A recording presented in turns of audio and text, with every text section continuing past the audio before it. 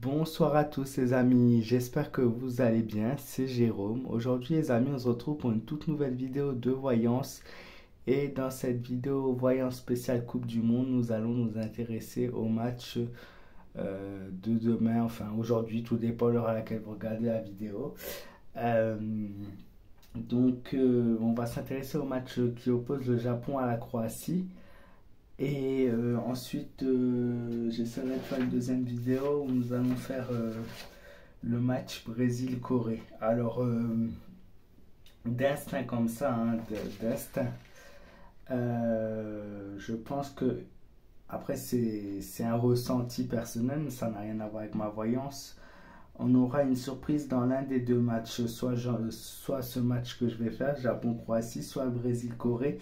Je ne sais pas pourquoi, j'ai un ressenti en fait sur une surprise par rapport à une des équipes asiatiques qui se qualifierait. Voilà. Donc on va faire un tirage comparatif. D'abord je vais faire le Japon, ensuite je ferai le tirage pour la Croatie. Voilà, donc si tu es nouveau à ma chaîne, ben, n'hésite pas à t'abonner, tu es le bienvenu. Et je compte sur vous les amis pour me laisser un maximum de pouces bleus, toujours de commentaires ainsi que de partage.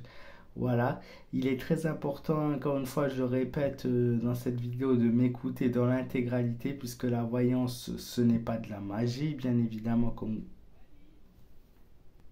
Donc je disais que le tarot n'est pas de la magie, donc je ne vois pas exactement les scores. Quand je dis un match, je vois serré, c'est que je le vois serré, comme le match de ce soir qui a eu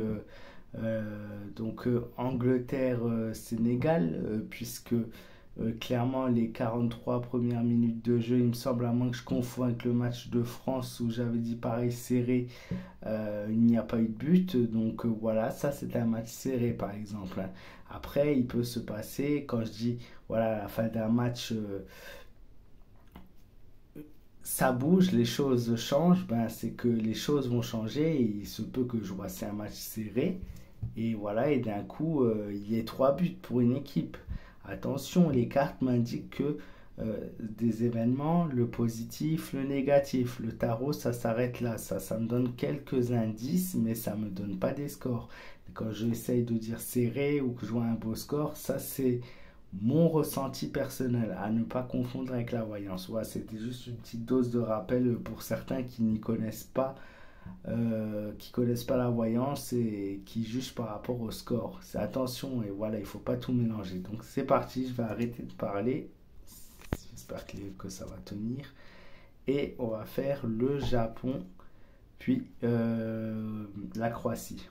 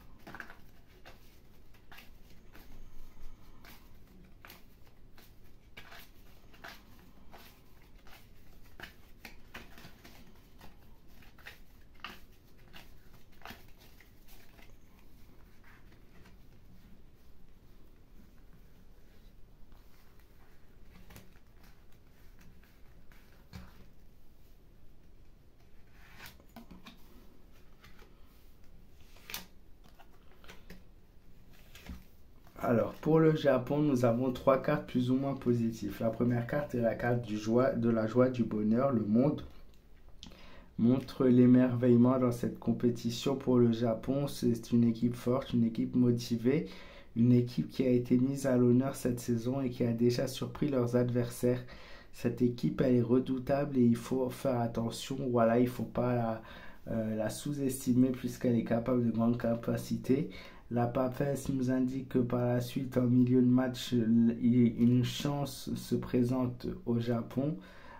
Pour le Japon, pardon, une chance est à saisir clairement. La carte de la chance, voilà, de la papesse, elle est là. Ensuite, la carte de la force, elle est le symbole de la confiance en soi, de la puissance. Voilà, c'est une équipe qui a été sous-estimée au départ, mais c'est une équipe qui a de très très grandes compétences pour cette année dans la Coupe du Monde. Alors, la carte du monde, lorsqu'elle est tirée avec la carte de la papesse, elle signifie le triomphe sur les obstacles. Donc, une équipe qui se veut vraiment, qui relève tout ce qui se met sur son chemin, qui affronte tous les obstacles et qui triomphe jusqu'à présent. Voilà, c'est une équipe vraiment forte. Ensuite, par rapport à la carte de la force, la confiance qui est le signe de l'audace, du cran. Attention à ne pas se laisser aller à ses émotions puisqu'elle peut être caractéristique de colère aussi et voilà, si voilà, l'équipe peut se laisser facilement induire par des fautes de leur adversaire ou des choses comme ça et s'énerver vite. Il faut vraiment rester sur le cap. Et moi, il y a un moment, voilà, où l'équipe avait un petit peu trébuché, un petit peu avoir de difficultés dans ce match-là. Et clairement, la carte de la force en fin de match montre qu'il y a une amélioration possible en fin de jeu pour le Japon. Maintenant, on va comparer avec la Croatie. Qu'est-ce que la Croatie nous réserve? Puisqu'il ne faut pas oublier que la Croatie en 2018 a été quand même finaliste. Donc c'est une équipe qui est aussi également redoutable. Alors Croatie.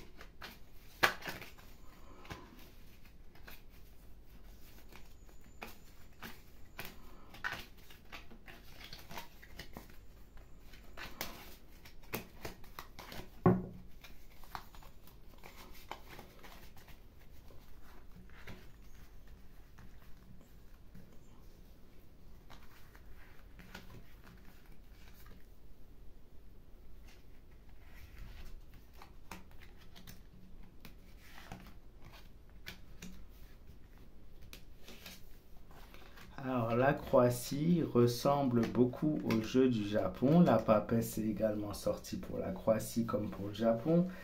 Donc pareil, sauf que eux, ça se présente dès le début, une chance à saisir pour eux de marquer.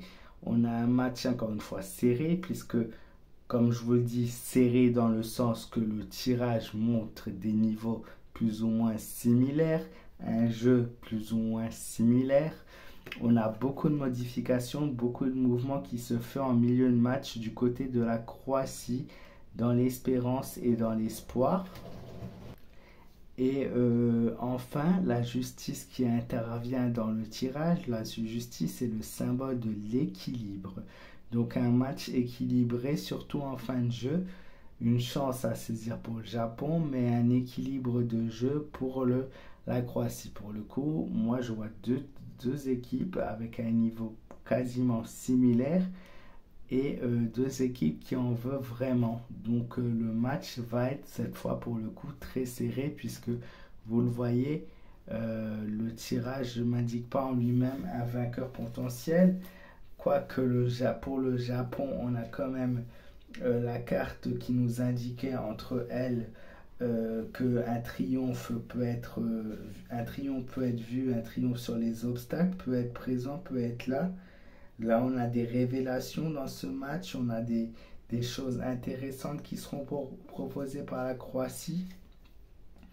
Nous avons ensuite des modifications qui se font et beaucoup de mouvements en milieu de match et un changement de stratégie en fin de match avec un équilibre retrouvé. Moi, je reste sur mon match nul, mais je donne par rapport au tirage, encore une fois, voilà, par rapport au tirage, clairement, un léger avantage pour le Japon qui pourrait se qualifier pour la suite de la Coupe du Monde. Voilà, j'espère que cette vidéo vous aura plu. N'hésitez pas à la liker, à la partager, à me donner vos avis et vos ressentis dans les commentaires. Et voilà, et merci pour tous ceux qui me suivent encore une fois. Voilà, prenez soin de vous, faites attention à vous et je vous dis à très vite.